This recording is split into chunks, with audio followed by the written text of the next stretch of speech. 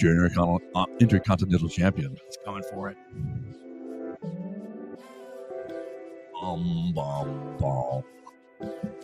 This is the Joe Gaither Show on BamaCentral.com. Out of the blue. Hey! And I was like, okay. I haven't talked to you in ages. Oh, yeah. What are we going to do, Mason Woods? Let's take down the banner and say good morning. Good morning, Tuscaloosa, Internet World, West Alabama. How we doing today on this Tuesday? Oh, my gosh. The tournament starts today. Welcome in to the Joe Gaither Show on BamaCentral, BamaCentral.com. Actually, we'll get Mason Woods' perspective if the tournament starts today. Theo said it does. I'm not so sure.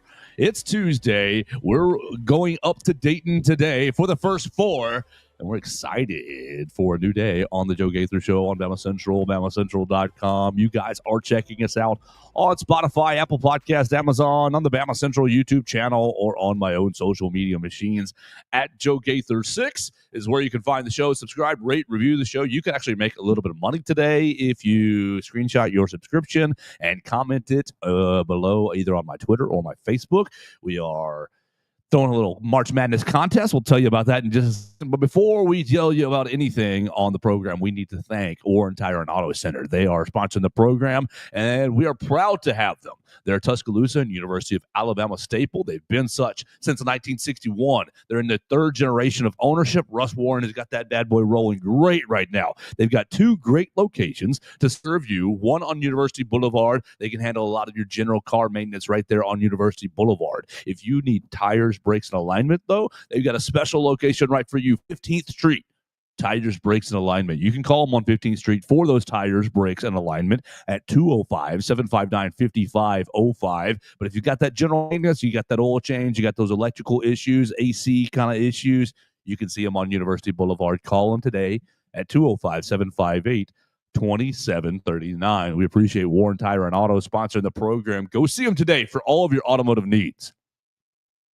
With that, we're going to get into the program. We're live in the Derek Daniel State Farm Studios. Going to have a lot of fun today talking March Madness, inviting you into the brackets, inviting you into our bracket challenge. You can make a little bit of free money.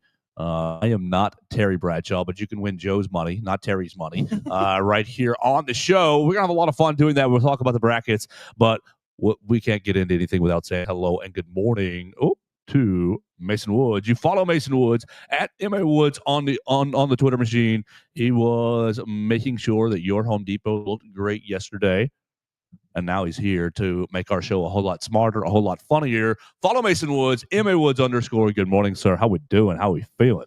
Oh, I'm doing great this morning. Had a good weekend. It was a unfortunate result for the Alabama basketball team, of course, but I think this was I don't think we were all super had our hopes up looking for this SEC championship that hard. So, I think it's okay. We move on to the tournament, and we got a pretty good draw looking at it. So I think things are looking up for the Crimson Tide. I feel all right about this team moving into March here, or moving into the tournament here. We're already in March, but good weekend all around. We got to consume some local wrestling. We'll get to that a little bit later in the show, I guess, but I'm excited to talk about it. I really, really had a good time this weekend.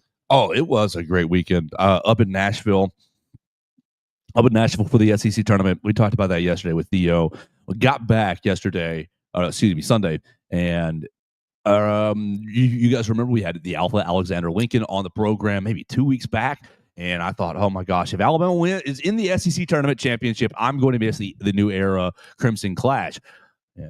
But Alabama did not make the SEC tournament. We drew back and had a great time on Sunday at the Buddy Powell Pavilion. So that's how we're going to close our program. We will be talking wrestling at the end of the program. Monday Night Raw yesterday in Brussels. John Cena blames you, blames me, blames my mother. Oh, my goodness, blames everyone. We're going to talk about that at the end with Justin McKenzie. Justin McKenzie of New Era Wrestling was star of the show. Ooh. Okay, we're going there? Maybe. I mean, he had the star painted. It's your opinion, not mine. I'm not stepping on your opinion here. If I had to pick one guy that jumped out at me, he may have been the one from the weekend. Okay, well, we will look forward to talking to Justin McKenzie here in a little bit, and we'll see what he thinks of Mason's potential opinion right there. All right, Mason. let's get into the actual sports, what the people are here for. You can comment at Joe Gaither 6 or leave us a voicemail at 205-462-7340, extension 800. What do we want to start with? We want to do you have any thoughts on the SEC tournament? Because I said everything I wanted to say yesterday. I just don't want to move on without opening that door for you. I mean, I think, me, you, and your mama knows that Florida's playing the best basketball in the country right now. They look unbeatable at this moment. They have so much size, so much length, so much athleticism. They really do everything well. They, dominated in this tournament pretty much. Good performance for Florida. Obviously, once you get into the NCAA tournament, a lot of crazy things can happen. It's not necessarily going to be the best team on paper that comes out victorious. It usually never is almost. So we will see what happens, but it's hard to pick against the Gators right now. Absolutely, it is hard to pick against the Gators. The bracket came out, and a bunch of my buddies are, so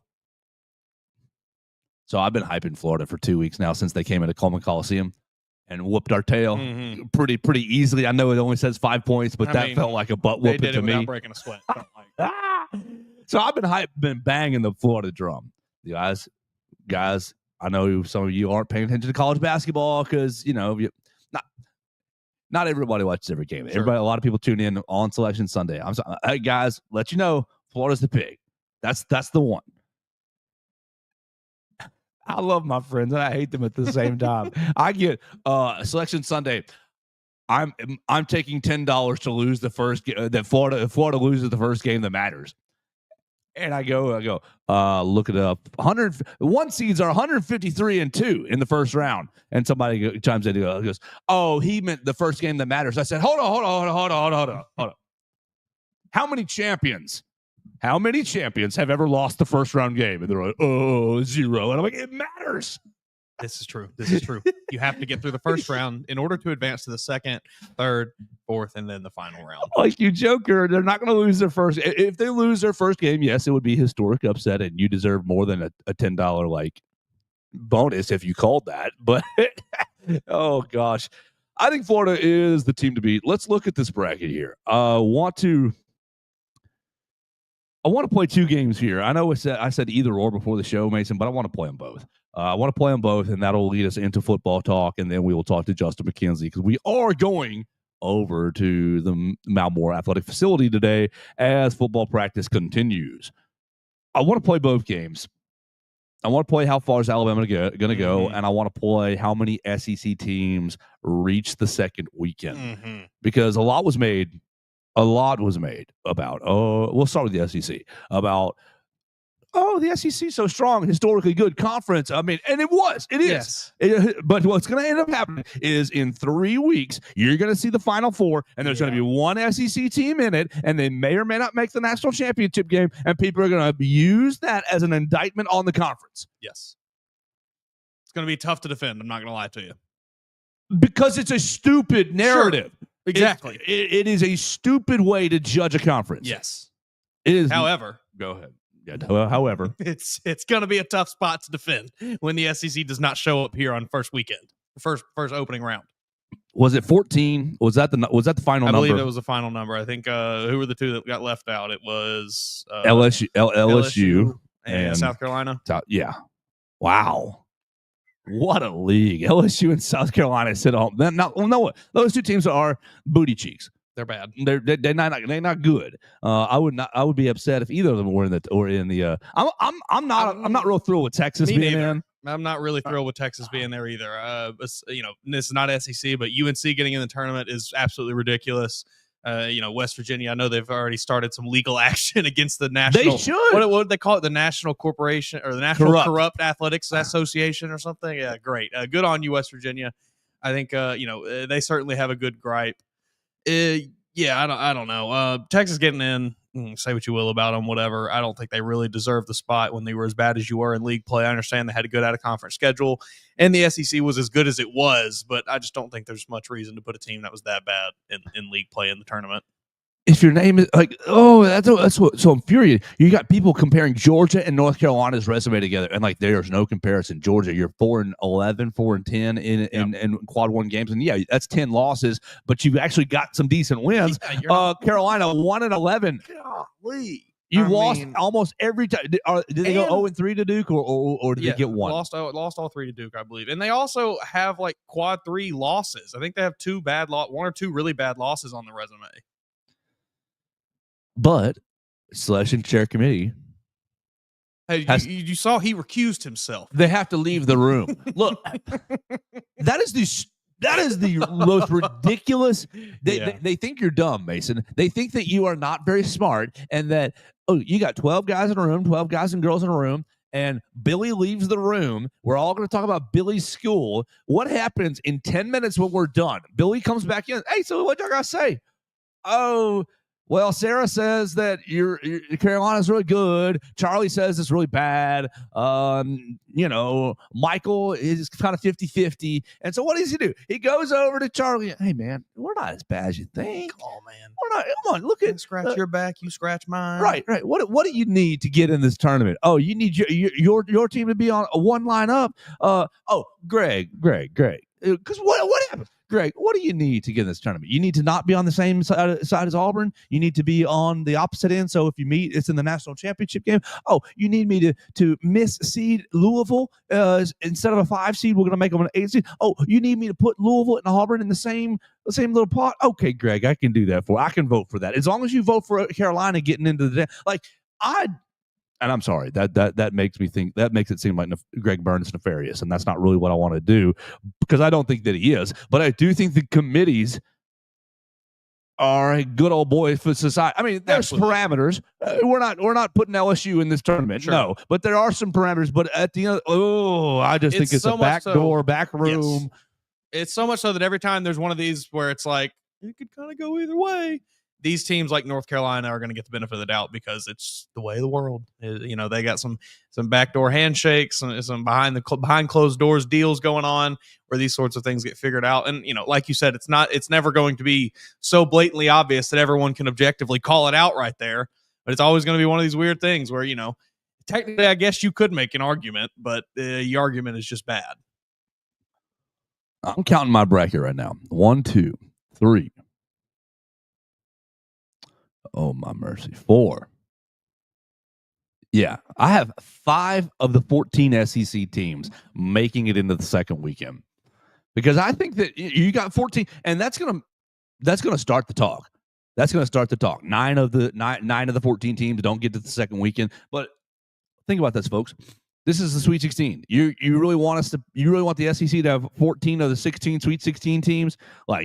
Okay, the seeding doesn't really support that. You look at Texas with a 10-11. You look at some of these teams. You look at Vanderbilt with a 10 seed. You look at Georgia with a 9 seed. Some of these seeds are automatically it's not about SEC. It's about 10 seeds usually don't make it to the Sweet 16. Mm-hmm. 9 seeds usually don't win the 8-9 game and beat the number 1 seed in the next round. If Georgia loses, it doesn't mean they had a bad season. It means that either Gonzaga was better than them on that day, or they ran into a buzzsaw in Houston. Hello. So I'm trying to get out in front of what will happen in 2 weeks. Yeah. What will happen in 2 weeks is you're gonna fire up Sweet 16 Thursday, right? Thursday, Friday, and then Elite 8 Saturday, Sunday. You're gonna fire up that Thursday Sweet 16, and you're gonna be like, where are all those SEC teams we heard about? And there's only gonna be 4 or 5 of them, 3 or 4 of them. So I have 5, Mason. I hopefully I filibustered enough for you to count how many you put into your second week. 6. Okay. So I want you to give us your 6. I want you to walk us through all 14, kind of where they fall. You can start with Auburn, or you can start with Auburn. Perfect. Auburn, I mean, you're going to win. That's just the way the bracket kind of falls. Yeah. We're not starting with Auburn for fun. Yeah, that's just top left. Top left all the way down bottom right. Auburn, you're going to win that game. Alabama State, good on you for getting into the play-in game. I hope you win the play-in game to get to this game. I would like to see that happen. But me too. Yeah, you're probably not going to beat the Auburn Tigers. So give me Auburn, even though, I don't know if you saw Ryan Williams picked Alabama State with the upset over Auburn in the first round with his bracket. I don't remember who. I think CBS tweeted out last night, Ryan Williams' bracket. So, Ryan, you need to get in our bracket challenge, bro. Next game, we got Texas A&M Yale. Give me Yale. Yale is, Yale has won a few conference titles I think they've won 2 or 3 conference titles in the last 4 seasons. They did beat Auburn in the tournament last year. So I think they are a team that is dangerous, a team you don't really want to play on this opening round. And Texas A&M, I'm just not that impressed by Texas A&M. They play super slow. They play very boring. They know play a brand of basketball that is, I think, conducive to winning in the NCAA tournament. Ole Miss, I think Ole Miss wins that game against either of those teams. Probably going to be San Diego State if I had to guess. I don't think UNC really even gets out of that one. But give me Ole Miss in that game. I think they got a pretty good chance to probably make a decent run, maybe a Sweet 16. San Diego State, ball don't lie. Handle our business here. Knock Carolina out of here. This Please. This does not stand. Continue. Please. No, I'm with you on that. Let's make that happen. Send North Carolina crying back home, beat them by 20, let them know they should have never been here in the first place. Oh, we got Florida. Florida's going to win that game. I mean, Florida, just go ahead and get out of the way. I got Florida as my national champion this year. I got UConn over Oklahoma. I think that's definitely going to happen. And to my UConn buddy right here, Oklahoma stinks. Yeah, Oklahoma's not very good. They are not Should not have been a 9, I don't think. Oklahoma, that's a team that. What's their resume before I start talking out of my rear end? Oklahoma. Another egregious misseeding, not SEC related, but just I'm seeing here that I meant to, wanted to mention Memphis is a 5.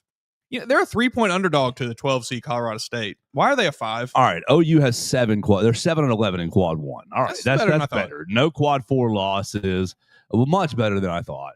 But I just don't think they're a good basketball. I've not been impressed by them all year. Now I haven't watched every Oklahoma game. I watched the one, watched when they played Alabama. Watched a handful of other games here and there. I've just never really been that overly impressed. I do think, I think they got a good coach, but he can only take you so far, I think. And, who knows, maybe some jobs opening up, maybe he won't be there for too much longer. Who knows? Villanova job seems interesting. I imagine there'll be some big names getting thrown around for that one. But the next game. Not Nate Oates. No, not Nate Oates. Next one, Missouri and Drake. I do have Missouri winning this one.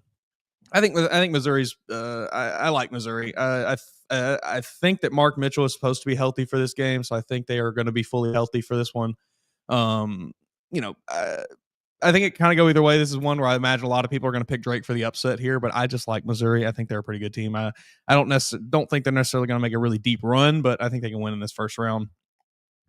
And this is one I'm torn on. I had Arkansas, and I thought about it more, and I picked Kansas, but I'm still torn on it. I've got Kansas right now, but I don't know that I don't have that one down in ink yet. That one's written in like pencil, maybe dry erase. I can fix it later because I think this game is just going to come down to the two coaches because both of these teams are not that great. And it's just going to be Bill Self or Calipari who outcoaches the other one. That should be an easy choice for you. Probably Bill Self, I guess. Yes. Yes. But I don't know. I got this, weird nagging voice in my head that's just like, I don't know, Arkansas. They get Boogie Flan back. You get I don't think Edu Thiero's playing, but I don't know how unhealthy he is. I think he is maybe supposed to come back if they do win. He can maybe play in the second round. So we'll see. I've got Kansas for now though on that one. But they're going to get whoever is getting wrecked by St. John's. So you're not getting out of the first weekend. No, you're not. St. John's is going. So Red Storm are wrecking you, Arkansas. Yes, Sorry. they will. They'll wreck either of those teams. Yes. St. John's is very fun. The dastardly Rick Pitino, the white suit. He's a vampire. He is a vampire. He is. Did he coach at Transylvania University for a minute? Transylvania University. The next one we got Baylor over Mississippi State. I like Mississippi State, but I think Baylor's just a better team top end. I think they can probably win this one. Who else do we have here? Vanderbilt. The Fighting Commodores haven't made the tournament since 2017. As much as I love you, Vandy, you're not going to win this one. Yes, we are. Yes. I don't think you're going to win this one. And I'm basing this solely off of St. Mary's having a senior center that's like 6'11" or 7 foot tall. And I don't think Vanderbilt has anyone that can compete against him. So it will probably just be Vanderbilt, unfortunately, getting dominated in the paint. Now, if they can get some threes to fall, if they can get some, some quick hit offense, get some turnovers, give me St. Mary's. Alabama, Robert Morris, obviously, I'm taking the Tide in this one. It's a fun, just real quick. The Robert Morris sexual scandal that's gone on over the last couple of months, intersecting with this is, for my personal timeline, because I was in on the following the Robert Morris stuff like months and months ago, and for all this to happen, it's like, oh, worlds collide. Joe Gaither right here. All right. Oh, moving on. We got Gonzaga and Georgia. Give me the Zags. I like Georgia, but give me Gonzaga. I'm going to take the tournament experience in this one over Georgia. All the way down to Tennessee, Kentucky, and then Tennessee. Yeah, Texas isn't going to beat Illinois. I don't even know if they'll beat Xavier. No. I do have Kentucky over Troy. I know this is a flashy upset pick that I've seen a lot of people kind of throwing out there. Troy's a good team. They have some good wins this year, but I think overall they have not really performed that well against the best competition. They kind of just have a few shining moments rather than an overall good resume against the best competition they played on their schedule. So give me Kentucky. Keep going. You're good. And then I got Tennessee against Wolford. Yeah, so you had 6 teams making it. We got Tennessee, Kentucky. Making it to the Sweet 16. Alabama, or the Sweet 16. Yeah, that's the second weekend. That's the second weekend. How many do we have in the second weekend? That's 2 rounds in. You got to win 2 games. Okay, I thought we were looking at round of 32. I apologize. No, we're looking that's at Sweet okay. 16. You have to win on Thursday and on Saturday to get to the second weekend. Sure. All right, I got Ole Miss. Got Auburn. Actually, I don't have Auburn. I lied. I have Auburn in another bracket. I picked Louisville with the upset in this one. Yes, you did. The home game for Louisville, I think that's going to play a major factor in that game. So, Ole Miss in the Sweet 16. I got Florida. I got Missouri losing to St. John's. Got Tennessee losing to Illinois. Alabama. I think that's all. I think that's it. So 3. Yeah, that might be it. Yeah. What's that going to do to the narratives of the SEC was so talented this year? Oh, the greatest conference in the history of basketball. Welcome to the SEC Invitational. We have 14 teams here. What's that going to do to the narrative? You gonna get a bunch of naysayers or we got 4. Okay, 4. Still though. I think I had 4 as well. Isn't that what I said earlier? Yeah, Tennessee, Florida, Bama. Everett Osmer says you're ruining his bracket with your picks. Really, Mason just ruined my bracket, is what he said. A lot of these were going with the old gut feeling. I'm not going to sit here and I'm not going to act like I analyzed a lot of these. We watch a decent amount of basketball in this program. Most of it is SEC centric. Most of it is Alabama centric. So I am not checking out a lot of Drake's basketball this year. Not watching a lot of UNC Wilmington or Texas Tech. So most of these are gut feelings, but there are some educated guesses in here. All right, so let's make it clear. We are doing a bracket challenge. You can find it on all of our social medias at Joe Gaither 6 at MAWoods _. Here's the rules. You enter for free. Period. You fill out your bracket. Period. Every entry, if you enter, your mama enters, your dog enters, I will add 1/4 into the pot because I'm a broke boy. I don't want to add $1. I'm adding 1/4. 1/4 of the pot, and we'll see how many you can get. We got 35 entries right now. I don't think you can get to 100. I don't think you can cost me $25. I don't think you can. Right now we're at $8, $9 or so. Now I will sweeten this a second way. There in both the Facebook and the Twitter post, it says you can comment the photo of yourself subscribed to the Joe Gaither Show, whether it be Spotify, Apple Podcasts, Amazon, whatever you like. If you comment your photo of yourself or your little device is subscribed, I will add a second quarter. So you put your bracket in, you've raised the pot by a quarter. You comment on my Twitter post, you've raised the pot by a second quarter. You comment on the Facebook post, you've raised the pot by a third quarter. ESPN has a space for 25 brackets. Oh my gosh, you fill out all 25? How much is that? You can cost me some money here if you want. I don't believe in you. I don't believe that you will get into my wallet. This isn't get Terry's money. This is get Joe's money. I don't think you can.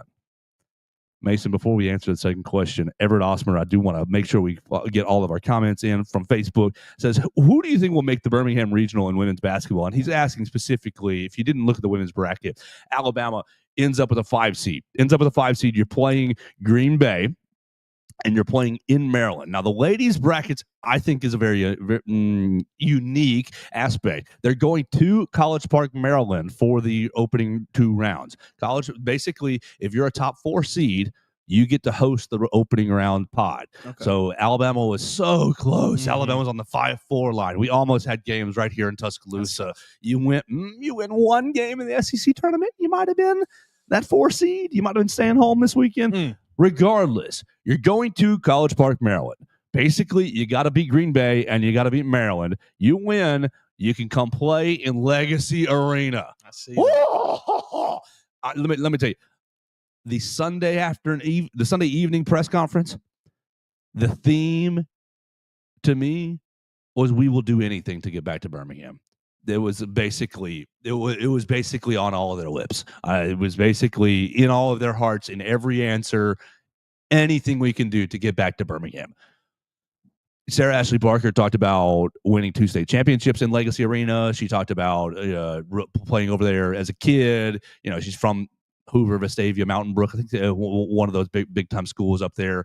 And so it was right. I mean, I want to get back to Birmingham. That would be awesome. Pretty bad. And so you almost had a path from Tuscaloosa to Birmingham. Now you look at the women's bracket, you see who might be meeting them in Birmingham, South Carolina. That's okay. Really, I think that would be such a culmination of the year. Yeah, that would be great. You made the tournament. You haven't been to the second round. You haven't won a second round game in ages. You haven't been to the third round game in ages. The third round is in Legacy Arena against one of the biggest teams. You're probably not going to win it. Well, okay, sure. We don't care. We're going to celebrate the fact that you got all the way to the round of 16.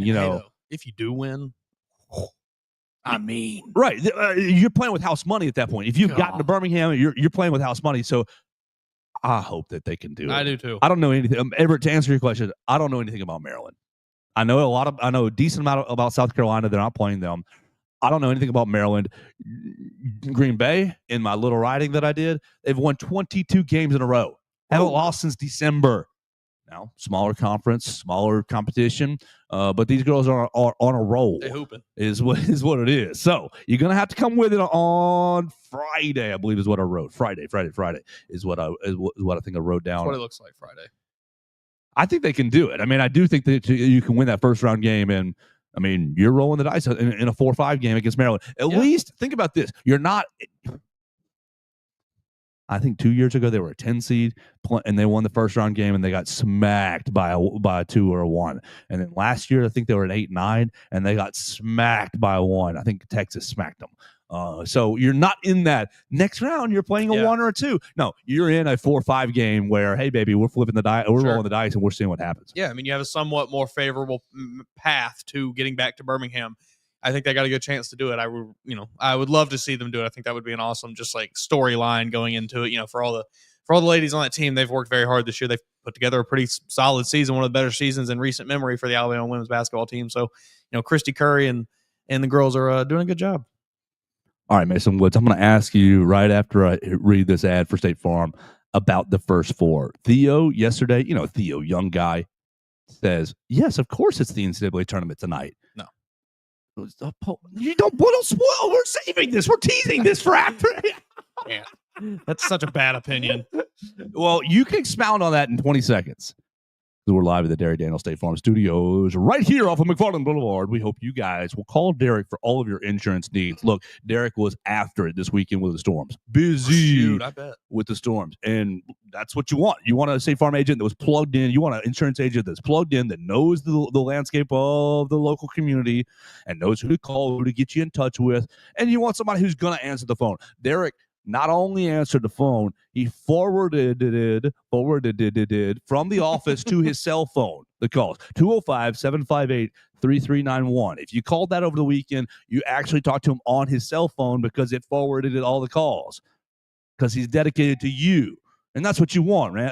That's what you need. Derek's super community engaged. And so we want you to call Derek at 205-758-3391 for your insurance needs. Like a good neighbor, Derek Daniel is there. He's got local teammates right upstairs. They'd love to talk to you. Red Reese in Victoria would love to get you on the phone, give you a quick auto insurance quote. I think I saw Derek post the other day about saving a family $200-300. Whew! Everybody could save some money today, especially with the economy going where we're going. So make sure you call Derek Daniel for all of your insurance needs. 205-758-3391. Like a good neighbor, Derek Daniel is there. Call and see how much Derek can save you today.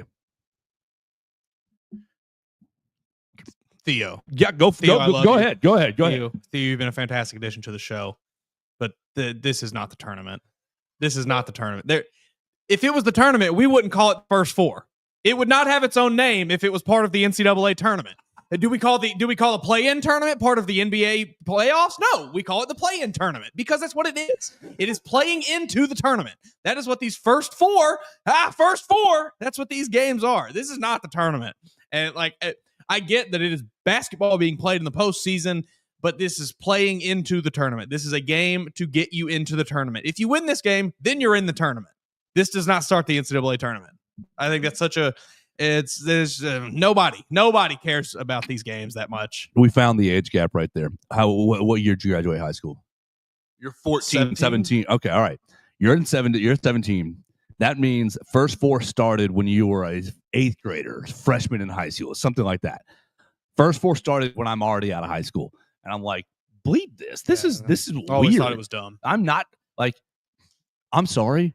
My childhood upbringing is Monday, Tuesday, Wednesday, all the way Thursday. Half of the morning is just bracket BS talk. I'm taking this team. You're taking that. Don't interrupt my bracket BS talk on Tuesday, Wednesday night with these Joker games. Yeah, it's just. I mean, I don't know when. I don't have the statistics to back this up, but I can't imagine many of those teams have. UCLA. Oh yeah, I guess UCLA. That was the one. UCLA, right? I forgot about them.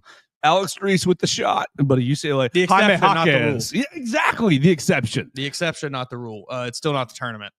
I don't care. I need to see 10 more UCLAs before I even start to maybe consider it part of the tournament. So Theo's a sophomore, so using that math, he must have graduated COVID or so, 2020, 21 in that range. And so he said to me, yeah, of course it is. It's been my whole life that it's been the tournament, my whole existence that it's the tournament. And I remember watching many a tournament without this BS participation trophy crap. Now, I'll tell you, as in the media, you could easily sell me on going to Dayton for these 2 days. Sure. I mean, yeah. I don't know anything about Dayton, and it's not about that. I think the desperation in that gym, you could smell it. I certainly, especially if for a team like maybe Texas or Carolina. The spectacle alone, the two arrogant fan bases. We're here in Dayton. Do you think that they're going to have good support, or do you think that both Texas and Carolina will be like, you teams don't deserve us? We're turning our back. The Alabama way. You didn't deserve our support. I believe that will maybe be what's happening. I think these fan bases are used to success, and I don't think that they take losing very lightly. Yeah, I think Dayton would be. So Vanderbilt was kind of in the teasing range, and I was like, Chris, I'd go up there, do the Vanderbilt stuff, right there in Dayton, just because I don't know. As much as I don't think it's the tournament, I do think it's very much a one-off event, very much of a. You made the first four. You didn't make the real tournament, but here's this special event that you made the pseudo tournament. We're gonna make these 2 days in Dayton special, I guess. Yeah. It's certainly. Look, there's a heightened sense of urgency in these basketball games, absolutely. But I just cannot and will not ever consider it part of the NCAA tournament. Do you know where True TV is? Have you picked it out yet this week? I'm gonna have to. When you get home today, exactly. That's going to be on the list of things to do. I think the games tonight, aren't they on True TV? I used to love that. Was one of my favorite things was in high school. I remember, my high school football coach would just turn on March Madness in his office, and hey, I need to go to the bathroom, and you just dip out and go watch 15 minutes of basketball or whatever, then go back to class. And then hour later, hey, I need to go to the bathroom again, and go dip out and watch it was great. Good times. Shout out Coach Daniel. Coach Daniel, you the man. St. Francis and Alabama State at 5:40 tonight on True TV. The 216s going head-to-head. Alabama State a 4.5-point favorite. Right after it, 11 seeds North Carolina and San Diego State. Carolina a 4.5-point favorite, roughly 8-10, so really probably about 9:05. Let's go Hornets. Absolutely. Come on, Alabama State. Represent for the get yourself a win. So Theo's take was these 16s that go to the final four, or they go to the first four, they deserve a chance to play in a game against a team that they could beat. He says it's hooey for them to be matched up with the 1 seed and just get wrecked off the floor. And the first four provides them an opportunity to play a competitive game. I don't hate that opinion. I did see that. I think I saw some people kind of talking about that online, and I had never really considered that aspect of it, which I like that part. I think that's nice, but at that point, it feels like charity case. Yes, it feels like a Make-A-Wish. Are you not kind of just like, well, I don't want your charity. I want to play do you not want to play the best? I don't understand. To be the best, you got to beat the best. UMBC wasn't scared. Amen. It's crazy that we've seen the two 16-1 upsets in like the last decade. Somebody the other day in my little friend group was like, "Oh, on the Florida track," I was like, "You got to beat the first team to be," and they were like. And I put in the record, and they're like, "Well, it looks like it's due." And I was like, "Actually, it's not because I think it was 17-23. So like, it's happened fairly recently. So like, you're probably it was not so going to see it for a while. Like the most insane thing. It's like, oh my god, 16 beat a 1, and then 3 years later, it happened again, like or whatever it was. It was very strange how that's happened. I guess I don't know. Maybe that's indicative of just a spread out of talent or anything like that. Who knows? All right, Mason, are there any chances for 16-1 upset this year? I don't think any of these are happening. I respect these 4 teams. Now, I would have said the same thing about Purdue a couple of years ago and Virginia a couple of years ago, but these 4 teams look like 4 teams that I think are really, really quality. It was very difficult for me not to just have a Final Four of the 4-1 seeds. Yeah. My Final Four right now is currently sitting. How does this play out? My Elite Eight is 1, 2, 3. I have no. How is this? I can't. This chart is too big. It's hard to look at. The chart is so big. Yeah, how can I zoom out? Zoom out. Where's my zoom? Yeah, here we go. That's what I wanted to see. Zoom out. Thank you. There's my Final Four. Iowa State. I have Iowa State, Florida, Duke, and Houston. So 3 1s. What a poonanny. I got Michigan State, Florida, Bama, and Illinois. I don't love my Illinois pick, but I got them beating Houston. Okay. I don't love this right now with 3 number 1s. I'll tell you that. I don't love Bama getting there, honestly. I don't either. Being real about myself. I don't feel super fantastic about them beating either BYU or Wisconsin, but in this bracket, I took them to beat BYU. All right, so let's hold how far Alabama can go, even though we sort of just tease it just a little bit. Yeah. We got a couple minutes, and we're about to have Justin McKenzie join us from New Era Wrestling. He was incredible on Sunday. We're going to talk about New Era Wrestling, the event at Buddy Powell Pavilion, the next event in Jasper, April 5th. I'm going to be, unless work calls me elsewhere, I'm going to be up there in Jasper because that was an absolute blast on Sunday. So we're going to talk about that in just a minute. But when we leave today, I'm headed to the Malmore Athletic Facility. Me and the football reporters will be over there. Everybody else will be doing basketball stuff. We're talking to Kalen DeBoer. So, Mason, before we talk to Justin DeBoer, we got to give the people a little Justin DeBoer, Justin McKenzie. Before we talk to Justin McKenzie, we got to give the people a little bit of football. Sure. And the question that came to my brain before the show was about freshman wide receivers. We saw a freshman wide receiver absolutely go bananas last year, insane. For some times, Ryan Williams, when he was on, it was like white hot. But there were some times where he wasn't on. Sure. Which 17-year-old freshman? Come on, guys, also, let's maybe a little bit erratic. That had something to do with the quarterback. Oh, a little erratic quarterback play, a little bit of that. So my question that happened before the show is Latia Brooks or Derek Meadows? Who is the freshman receiver? We saw Caleb Odom actually get on the field last year.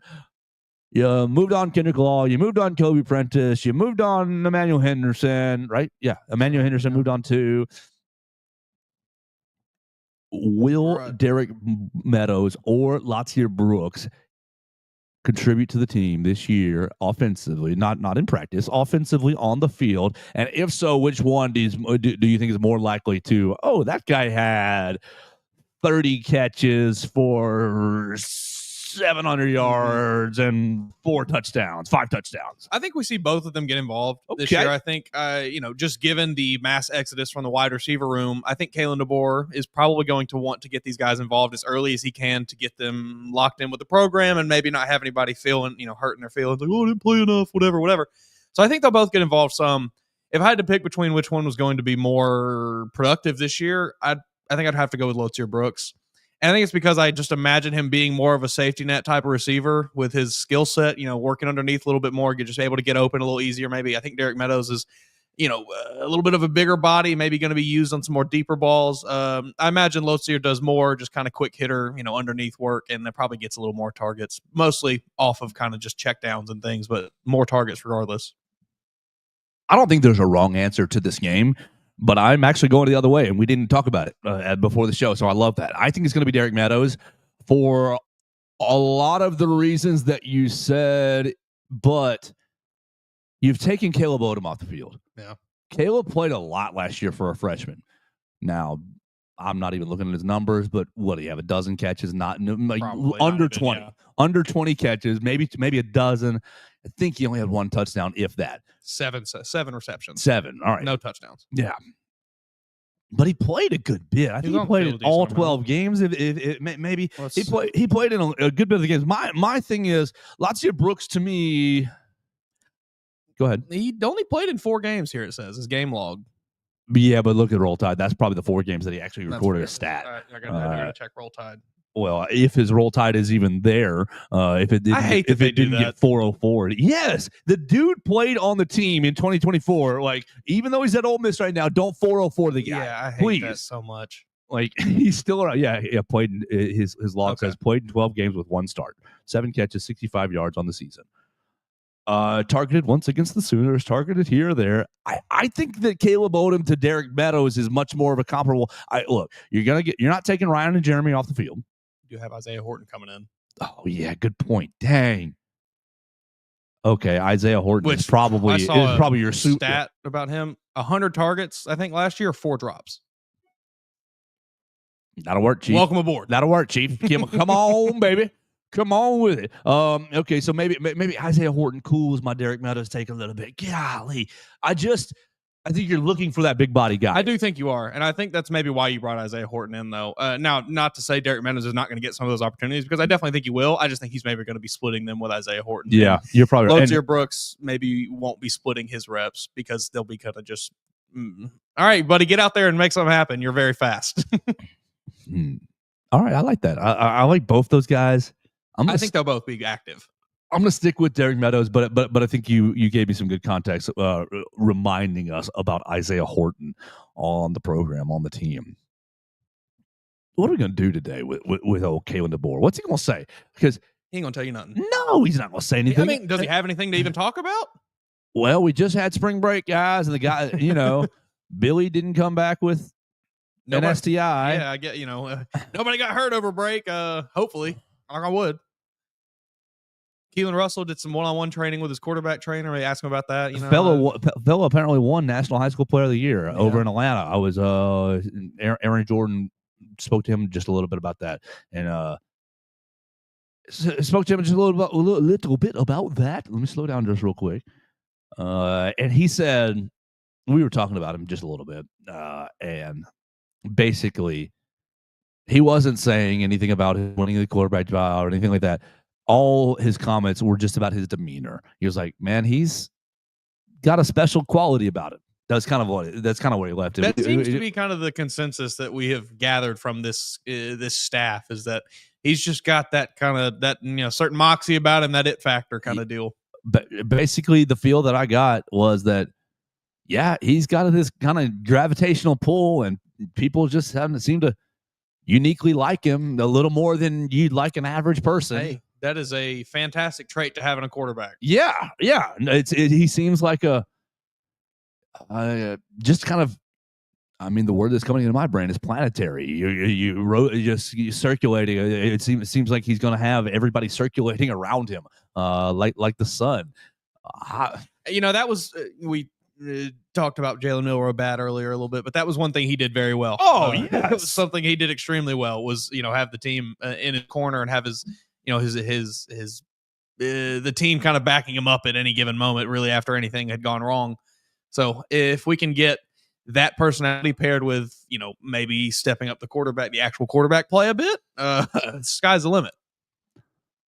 All right, Mason, Let me tell everybody once again about Warren Tire and Auto Center. They are Tuscaloosa and University of Alabama staple. They have been such since 1961. They're in the third generation of ownership. Russ Warren, good friend of mine, is running that thing over there and making his own podcast. Make sure you check out Russ Warren on the Facebook machine, and you can find his podcast, his motivational speaker, that sort of thing. He is very up on coaching men and coaching young men on how to be a man, which I, love, to be honest with you. You got to check out Russ Warren and Warren Tire. They're the go-to place for all of your automotive needs. They've got 2 great locations to better serve you. You got tires, brakes, and alignment. You can reach out to them on 15th Street for tires, brakes, and alignment. Call 205-759-5505. If you have got all other automotive needs, transmission, electrical issues, oil change, something simple, you want to just change your wiper blades, you don't want to do that yourself, weird, but you can go over to University Boulevard at 205-758-2739. They'll take care of your car. Russ Warren will give you an encouraging word, and they'll get you right back on the road into your life. So we appreciate Warren Tire and Auto Center for sponsoring the Joe Gaither Show on BamaCentral. Mason, we're about to turn the page over real quick. Justin McKenzie is going to join us from New Era Wrestling. Before we welcome Justin McKenzie, everyone knows that we like wrestling on this program. I would just like to get out of the way, finish this coffee a little bit, and have you describe our time at New Era Wrestling at the Buddy Pavilion, literally 5 minutes away from where we're sitting right here. So if you like wrestling at all, it was right in your backyard. It will be back in your backyard again. Mason, what do we have? What do we experience on Sunday? It was electric. I mean, this was the first any sort of wrestling event type thing I had ever been to. I've never been to any kind of WWE event or anything like that. Never been to any independent, obviously. So it was a brand new experience for me, but it was better than anything I anticipated. I went into it thinking I was going to have a pretty good time, but I came out and I had an amazing time. It was so much fun. I mean, there was more people than I expected there to be there, more wrestling fans in Tuscaloosa than I thought maybe. The crowd was into it. The crowd was electric. There was a lot of interaction with the crowd. The wrestling was good. There's a lot of great bumps, great spots. Everything was really, really good. You had some concession stands over there. You had guys selling the figures over in the corner. It was like anything any wrestling fan, something for you was there. It was cool. I really had a great time. Was very impressed by the matches too. Golly, yes. I mean, echo all of that. Like we said, right down the road from the house. Buddy Powell Pavilion, New Era Wrestling, I believe their home base is in Jasper. We're about to hear more about that. And their next event is April 5th. We're about to hear more from that from Justin McKenzie. But everything that you said, now, I have fallen more into wrestling love post-divorce because it's like, oh, welcome back to your childhood, and you can be into yourself a little bit more. And it's been a blast. It's been a blast watching on Mondays, watching on Fridays, watching every 5th or 7th Saturday, something of the sort. Maybe mix in a Tuesday night NXT, mix in AEW if I'm really fiending for it. Man, I've been catching some Oba Femi highlights on my feed lately. That dude's a monster. Oba. Pull the curtain back. This track here is all to have an Oba Femi interview. That's where this ends. Roll Tide, Isaac Obag. Oh my goodness. His last name is not one that I want to tangle with. Isaac Ogbason, Oba Femi. Goodness gracious. I cannot wait to eventually have him on the show. But we are really, really interesting on the program. Sunday was, you drove up to Buddy Powell Pavilion, and just as Mason said, I was expecting, 50. I was expecting, small crowd. It was, I don't want to guess, 300? Yeah, I would say it was over 100 people probably. I think between 250 and 350. All 4 sides of the ring were, full of people, 4, 5, 6 rows of chairs, and then people also around with their own chairs that they brought in. Absolutely.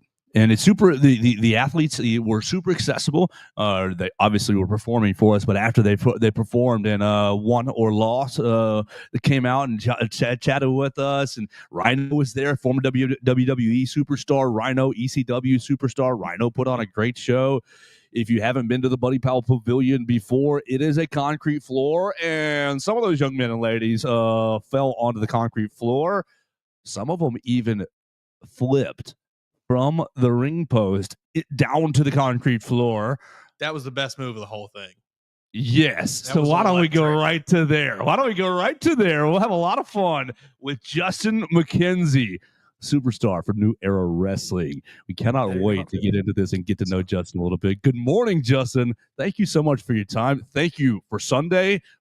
2 hours of absolute electricity for myself. So thank you, sir. And good morning. How are you? Yes, good morning, y'all. Thanks for having me. I'm super excited. It was a great weekend for some pro wrestling. I'm glad y'all enjoyed the show on Sunday. It was a lot of fun for me personally too. So Well, Justin, we want to get to know you a little bit and kind of promote you a little bit because you were awesome. You were thank you. really a whole lot of fun. First, I have one critique, and we're going to get it out of the way right here to help everybody get to know you a little bit better. I need. I'm a dummy. I have a bad memory. I need a little printout of Justin McKenzie versus so and so. Who was the man in the red pants that you absolutely embarrassed? That was Aiden Andrews. His name is Aiden Andrews. Perfect. Yeah, he was a good competitor in my opinion. His chops were insanely painful. Insanely painful. It's like when they say it's like skin splitting, like it seriously is. It's no joke, man. No joke. Did you wake up today and yesterday big red purple marks all over your chest? Because he, not to give him too much credit, he kind of got you a couple of times. Oh, no, he definitely did. Chest is bruised and I got scabs on it. Like it was bleeding, everything, man. All of it. Oh, you were incredible on Sunday. So I just want to start with your background. One, where you're from, what got you into wrestling, and give me 2 or 3 of your motivators because you can see a lot of influences through your work. It was just a lot of fun. So where are you from? How long have you been wrestling? And really, what's the future for you in New Era Wrestling? So I'm from Montgomery, Alabama. Not too far from Tuscaloosa, like 2 hours away.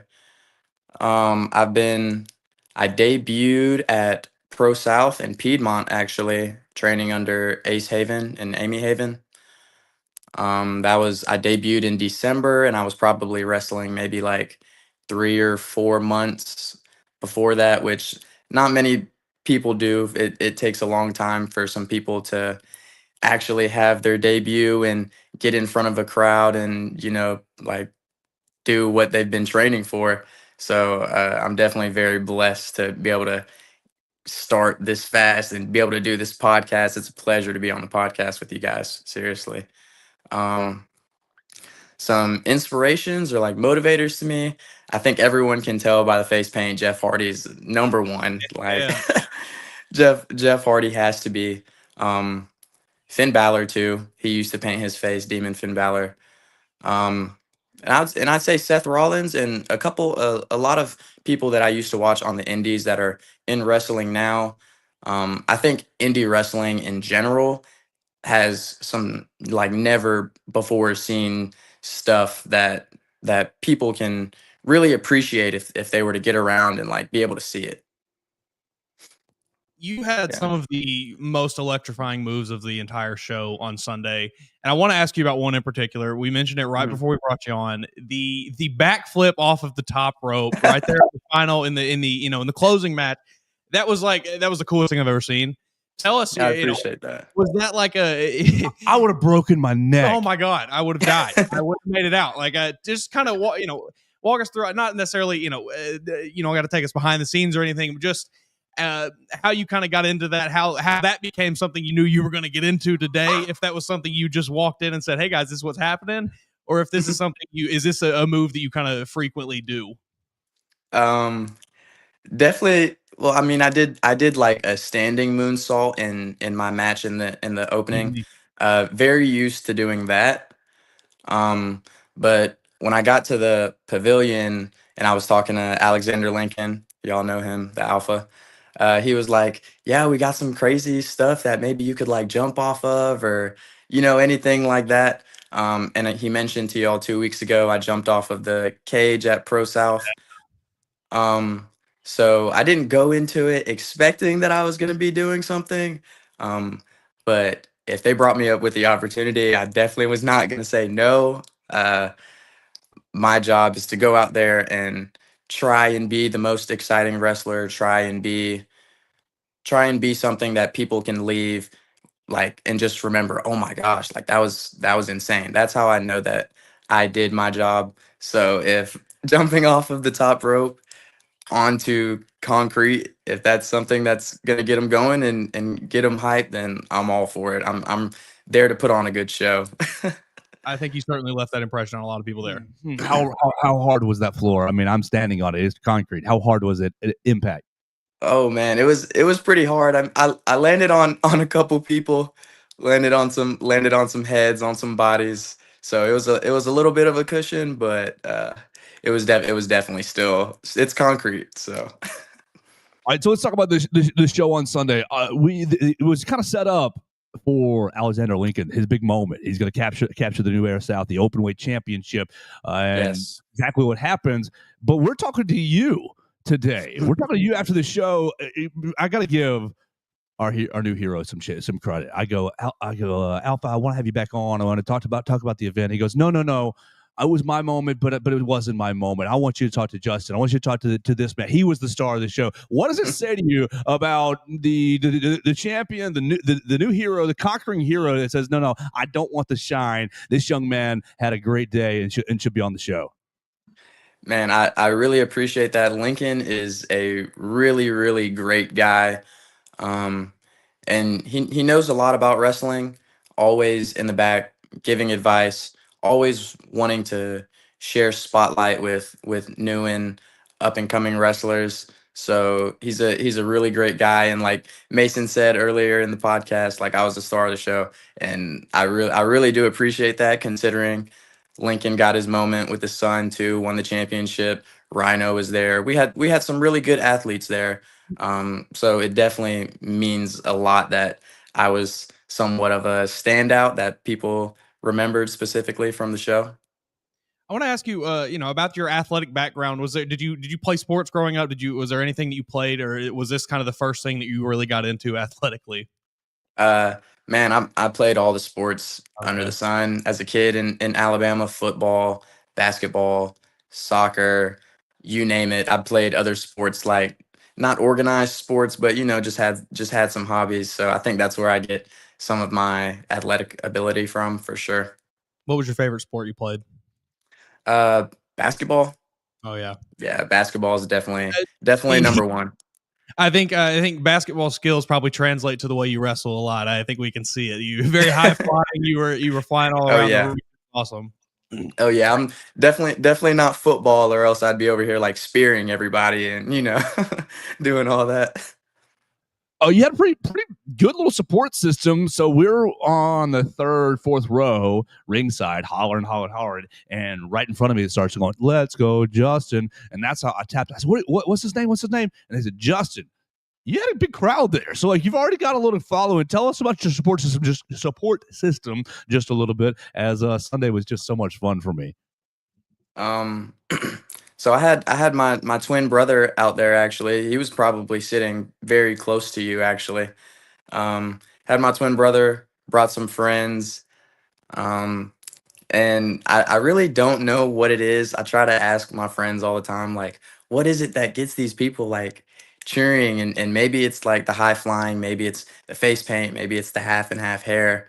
I really don't know what it is, but I'm truly, truly grateful for it. That's for sure. If I can inspire people and just get people to get away from their real life for a little bit and just enjoy some pure pro wrestling, then that's what makes me happy. So All right, let's spin the block here. Mason, what is it about Justin that made you cheer for him? The face paint was pretty sweet. I gotta say, right off the bat, it was a very striking look. It reminded me yeah, of thank you. one of my favorites, Jeff Hardy. So you tugged at my heartstrings right there already. Yeah. And I feel like this is the guy I want to root for. And then you get into the first match. You took some good chest slaps. The Like that was chops great. was- The chops, golly. I mean, you probably heard them a mile away. Like they were. Oh yeah, they were echoing for sure. But the move off the top rope in your match, the kind of spinning, the spinning like 360 stomp, that was awesome. So right after that, it was like, oh yeah, no, this guy's legit. This guy is sweet. This guy I'm rooting for today. Thank you, man. Thank you. All right, Justin. So let's talk about April 5th. What's next for you? We got to go see Justin McKenzie again and New Era Wrestling in Jasper, Alabama. So I'm not sure what my schedule, what the sports calendar is yet, because I take things like 1 week at a time. But if there's nothing on my calendar, that's exactly where I'm going to be, up in Jasper. What's that? 1, 2, 3, 2.5 weeks away.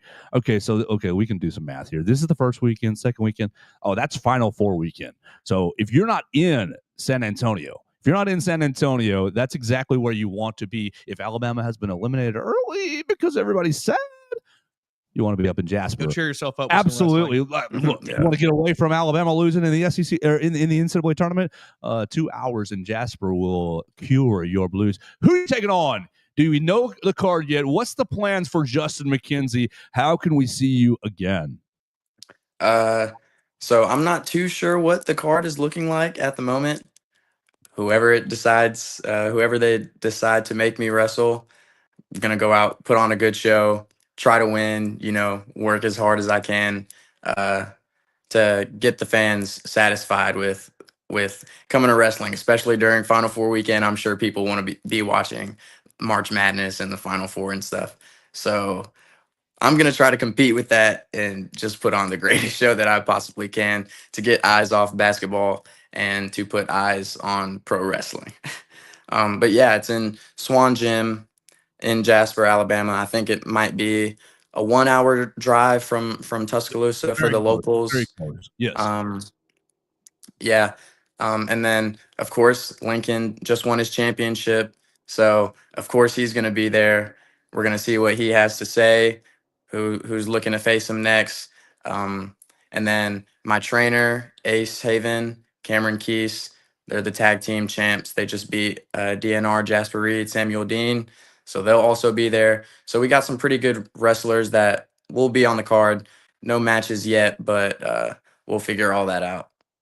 All right, can we put a whisper into the booker's ear? Obviously, we're not in charge. Let's hear it, man. I want to see you and Damien tangle a little bit. Damien came out here. The aspect that I think I enjoyed the most, you talk about why do people cheer for you. You came right out in the crowd and said, "No, I'm here. I'm about to put on a show, and y'all about to be entertained." And we exactly were.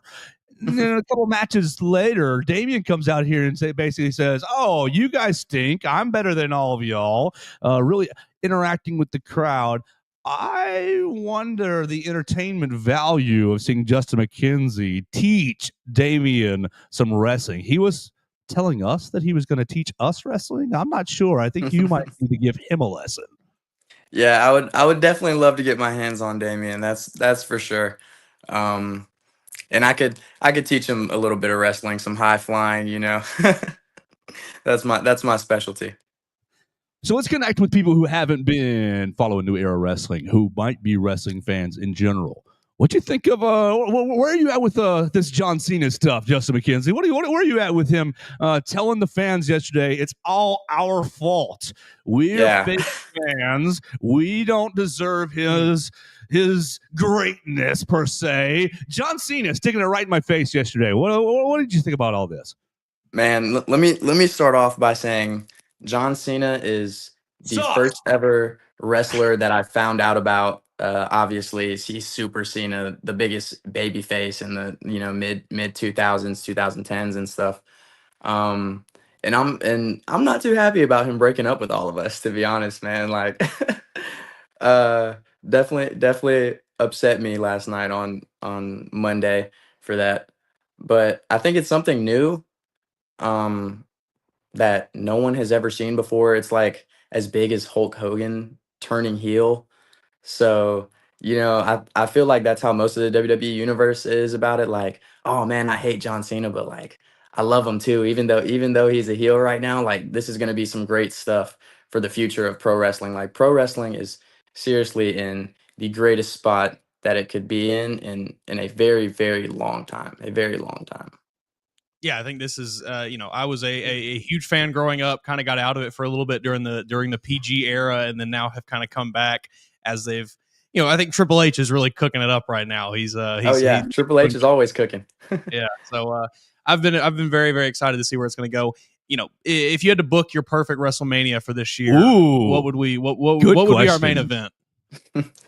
If I were to book a WrestleMania for this year, I would put myself in there. yes, Get some eyes on the misfit. But in all seriousness, I think that CM Punk, Seth Rollins, Roman Reigns, that is going to be one of the most interesting matches if they do have that. It's definitely going to be one of the better matches for sure. For sure. I think that'll be a good one. Yeah. Mason, can you see in your mind's eye Justin McKenzie climbing that ladder, Money in the Bank champion? Oh, I could see I don't have to. I could see it. I want it. Yeah, I want it, and I need it. It's a pretty easy picture to conjure in my brain. You talk about jumping off the cage. We saw you doing the backflip off the ring post. What is, in your mind or in your opinion, the most daring spot you've ever attempted? And it could be one of those, or you just want to throw that out there. I would definitely say probably the moonsault that y'all saw off the top rope. And while I was behind the curtain and running out, like I had fans tell me like that was so scary, like I can't believe you did that, and I was like, trust me, I was literally shaking out of my boots. Trust me, climbing up there, I was like, I'm going to die. This is it right here. This is it. Once I flipped, landed on the ground, I was like, oh my gosh, thank you. Thank you. I got that over with. It was awesome. Yeah. That was our first time at a New Era Wrestling event, so I need a little context. We thought the crowd was fairly hot, and we thought the crowd was fairly good as far as numbers wise. How did it compare? And you can say we did bad if we did, because we can raise our game here in Tuscaloosa, or you can praise whatever you like. Oh man, that was, like I said, I've been wrestling since December, in front of a live crowd, and that was one of the better crowds that I've seen in a while, honestly. Um, when it comes to like the size, I would say it's pretty on par with Jasper. They do get a pretty big, decent crowd size, and they are also very loud, and it's inside of a gym, so it's extremely loud. But the Tuscaloosa fans were seriously great. I think it's because they don't really have pro wrestling in Tuscaloosa that often. Um, so when you bring a show there every now and then and you get a lot of people and it's their first time ever coming to a show, it's like the first time ever going to a pro wrestling show in person is like the most mind-blowing experience because it's so completely different from seeing it on TV. You get a chance to hear all the like the punches, kicks, all these moves, the body slams. The ring is so loud. Smack. Like, That's the part. Tell us. It shocks you how loud the mat is. Extremely loud. Extremely loud. And I mean, it's just wood and metal underneath all the aprons and the mats and stuff. So, it makes for a pretty good noise. And like it's like almost cringy whenever you see someone bump on it. It's great, man. Oh, you feel those bumps when you're there. Oh yeah. First. You hear it and you kind of feel it in your own like core, like, ooh, I can. Oh yeah. There were several of those spots on Sunday. Mason, how much do I have to? What's the financial incentive to take 3 chops from one of these fellas? $20 higher? Ooh, I'm gonna have to raise my bar on that. 50, 100, 150. You have to pay me a lot of money to take some of these. 300, $100 a chop. I don't know that I'd handle a chop well. Okay. I don't think I'm built for a chop. April 5th. A pork chop, maybe. Ooh, pork chop. I can take that down. April 5th in Swan Gym, Jasper, Alabama. You guys can see these athletes. New Era Wrestling. Justin McKenzie going to be putting his skills to the test against an unnamed opponent. They're already losing. It doesn't matter. Unnamed opponent. Tell us about Rhino, man. What was the experience working with WWE legend, former ECW champion? Did he impart anything to you? Or what was that experience like having Rhino in the building on Sunday? Yeah, so I actually got a chance to hang out with Rhino pretty much every single day this past weekend. Friday, Pro South was in Pisgah at Rosalie Elementary School, and we put on a little show for them he was there. Came back down on Saturday. Held a seminar that I attended. Also wrestled in an Extreme Rules match or ECW rules match on the show at Pro South, and then on Sunday. And he was a really nice person, a lot nicer than what most people would expect, especially because he's so big and intimidating looking. Um, he shared a lot of great advice and like stories that he had with like The Rock and like people like Heath Slater and all these other bigger names. So I was definitely like starstruck for sure. But he made everyone comfortable, and he was welcoming. He wasn't like one of those big stars that are just want to be off by themselves, you know. He paid attention to pretty much every single match, critiqued everybody in the back, handed out some free advice, and he's a really really good person. Rhino's an amazing person for sure. What's the piece of advice that, as we're sitting here on Tuesday, is kind of sticking out to you? Um, he was just telling me like to try new things. Um, don't be don't be scared to go out there and be different. And I feel like that's all that I stand about too. My name is the Misfit. I'm an outcast. I stick out during my entrance. I get on the top rope. I say break the mold. I'm trying to be different, and just trying to do things that your mind wouldn't really think that you're capable of doing. You know, so like the moonsault. I've never done that before, ever. That was my first time doing it. Never even practiced it. Like What? like have never done any of that. But I find out a lot of times in pro wrestling that I am way more capable um of doing some things that I never thought I'd be able to do before, ever, you know. Thank Can I, you. can I interrupt you real quick? Yeah, go ahead. Mason was about to ask you another question, but I'm sorry, you just struck me right in the heart. Just with the That's what I think is the beautiful thing about people. At Joe, what do you? Why this is kid stuff? Oh, Joe, this is not real. Okay, whatever. Isn't every TV show that you ever watch not real? But Exactly. what it does for myself and the people that enjoy it, like he just said, I've never practiced that moonsault. I didn't think I could do it. I went for it, and it turned out beautifully. And he's success. That. Thank you very much. That's inspirational to me. Continue, Mason. Yeah, I mean, look, thank you for joining us on this show. We have really enjoyed getting you on here. I want to ask you, your long-term kind of big picture, long-term goals in this business, as well as, maybe tell the people where they can, find you on social media and things. Definitely. Maybe they can keep building the following up a little bit. Yeah, so I feel like with every pro wrestler, their dream is to make it to WWE, AEW. It's the exact same thing for me. That's where I plan to try and get as much as possible. So I'm trying to gain as much experience wrestling every single weekend. Like I said, Pro South pretty much every month at New Era. They don't hold their shows weekly, but it's pretty much once a month, mainly in Jasper at Swan Gym. Um, so yeah, my Instagram is justin.mckenzie5. I post pretty much every single week on there, just pictures and videos of wrestling. And they can find me on Facebook too at Justin McKenzie, and then all my other socials. I don't just want to spill y'all with a whole bunch of different socials because they're all different names, but they'll be in my Instagram like descriptions and stuff like that too. Well, Justin, thank you so much for your time. Thank you for what you gave us on Sunday with your body. Honestly, that's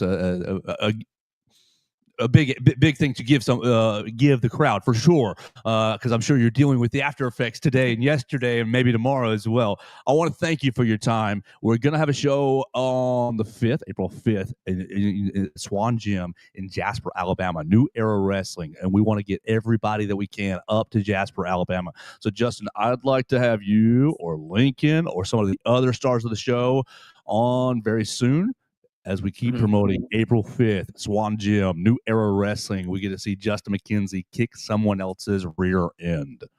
Yep. Of course. Can I just put a couple people over real quick? Please. Take some time. Hey, give us a couple minutes. Take your time. Okay. I just want to put over my trainers, Ace and Cam. Very great. Like I said, they're the tag team champs at New Era right now. They are Modern day kings, right? Yep, modern day kings. They are the sole reason that I know everything that I know in pro wrestling right now. And they are also the reason why I'm willing to take such risks because I trust them. If they tell me to do something, I know that they're fully capable of doing it too, but like they want to give me that opportunity. Um, so I really appreciate that. And like I trust them. Like you have to trust the people if you're gonna jump off the top rope and land on all of these people, right? Um, and then K Newton, I know he went out there with talking about the kick six and the Auburn. So we're not really tight right now, but I thought he also He put on did. a really good show. Lincoln and Rhino, of course, like Lincoln's the champ now for a reason, for sure. And then Joe Wood, Lincoln's brother too. Can't forget about him, the wood chipper man. He's also very, very good, man. Very good. It And was a then lot of fun. Oh, keep going. yeah, Keep going. sorry, my opponent as well. Chops were nutty, to say the least, man. They hurt. So Well, we could tell sitting right ringside. Goodness gracious, it was loud, and I thought, well, my chest would be sore. oh yeah, And I'm my entire body is feeling it after the 3 days of wrestling. My body's feeling it right now for sure. do you have I don't mean to be indecent. Are you all in on wrestling, or do you have a day job? And Oh, how? And the question is, how does the wrestling complicate the day job? I do have a day job. Um, I would say that honestly, if I could quit my day job and go straight into wrestling, I think anybody would. My day job's not as fun as going out in front of a crowd and wrestling and hear people chant your name and stuff like that. Um, but I wouldn't, well, at least for my schedule, I wouldn't really say it complicates it too much. Um, Pretty much wrestle on the weekends. New Era Pro South is every single Friday at 7:30 on their YouTube channel. They stream it live. So it doesn't really make it too complicated. But when you do go from wrestling Friday, Saturday, Sunday in front of these huge crowds that like someone like me who's new to the business has never seen before, uh, going back to my day job is like, wow, my life is so boring. No, I was getting at like getting out of bed on Monday because I would be nope, Oh, my body's too man. sore, my back hurts, my ankles. Yeah. No, for sure. And all the traveling that I was doing, I was barely getting any sleep. I actually was like 10 or 15 minutes late to work on Monday. So, it definitely takes its toll body wise and just, you're exhausted after traveling and wrestling and stuff. So, Well, we appreciate you waking up early today. Justin the oh yeah, it's Misfit no problem, man. McKenzie joins Yep. us on the program. We want to make sure you follow him. We will put all his socials kind of in our little LinkedIn in our write ups today, and get you guys out to New Era Wrestling on April the 5th in Jasper, Alabama. If the Crimson Tide's not playing, if they're lost, that's where I'm going to be. So I cannot wait for that. I would love to be there. I had a lot of fun yelling for all the pent up anger, frustration, just kind of annoyance that I have with life in general. You can just yell it out That's right that's there. where you get it out, man. Pro wrestling. That's Yeah, where you get all your anger, all your excitement. You can say whatever you want. that's what I love about it. I enjoyed the rookie ring announcer. Don't cuss at the wrestlers; they won't cuss at you. And I was like, all right, that's a good rule, but I can still kind of be creative with that. Yeah, you can get creative however you want. Pro wrestling's all about creativity. Absolutely, Justin. Thank you for your time. We hope to have you on soon. I cannot wait to Oh see you yes. perform Thank again. y'all for having me for sure. It's a pleasure being here. This was my first ever like podcast and interview, so it's crazy to do something like this, and I'm truly blessed that y'all had me for sure. First of many, I can feel it. Justin, the Misfit Hope McKenzie. so. Appreciate you, man, sir. Have a great Yep. day. Thank y'all. Y'all too, man. We got to go see him at Jasper, Alabama, April the 5th. You got New Era Wrestling. Look, I am not feeling confident on the Crimson Tide playing in San Antonio. So go ahead and write that into pencil. New Era Wrestling, April the 5th, Jasper, Alabama. Mason, anything else you got for us today? We got to go talk to Coach DeBoer. Coach, tell us what you think about spring break. Coach, what'd you think about this? Coach, where'd you take the family this week? I bet you he didn't go nowhere. You know what he did? Hey, KJ Ford, you want to come on for a visit in June? Hey, so-and-so, you want to come for a visit in May? Hey, so-and-so, you want to come for a visit? Yeah, anybody. Booby Feaster. You see Booby Feaster got the LSU crystal ball this week. Oh, no. Yeah. Our friend Steve Wiltfong throwing the prediction on LSU to land old Booby Feaster. I know your boy, Jamarian Gordon, recently put out a top 4, no Alabama in it. That's weird. You go from committing to decommitting to now they're not. I don't know. Something's at play there, but, it all works out. I have so little energy for recruiting, Mason, because it's all like. It's just, it's tough. It's so changing. It changes so frequently. It's just kind of nature of the beast, I guess. Well, let's get out of here because I'm going to go talk to Kalen DeBoer at the Malmore Athletic Facility. We want to, again, invite you to join our bracket challenge. If you join, every person that joins, I'll throw a quarter into the pot. Winner right now is up to $8, $9. You want to increase it, you can add a comment onto my Facebook or Twitter post saying, this is where it is, right? You add your comment showing that you're subscribed to the show. I'll throw in another quarter. Mason's about to comment on both of them and cost me 50 cents. Throw in about 20. I got 25 entries. So I got 24 more entries to put in. You're going to bankrupt me. I don't believe the rest of you will bankrupt me. I don't believe in you guys. You'll prove me wrong. We'll see. You can find all those links on all our social medias at Joe Gaither 6, at MA Woods _, at Theo Fernandez _. He's weirder than you, bro. He's got double _. That is odd because you would think that, Theo Fernandez maybe wouldn't have been a name that was taken. Mason Woods is maybe like a little bit more common, and that's why I had to go with the _. Theo sounds like Theo's alter ego is Colombian drug lord, so that's why that was taken. There was already somebody taking that. We're done for the day. We appreciate you guys watching us on Spotify, Apple Podcasts, and Amazon, listening to us on the BamaCentral YouTube channel. We'll talk to you tomorrow on the Joe Gaither Show on BamaCentral and BamaCentral.com.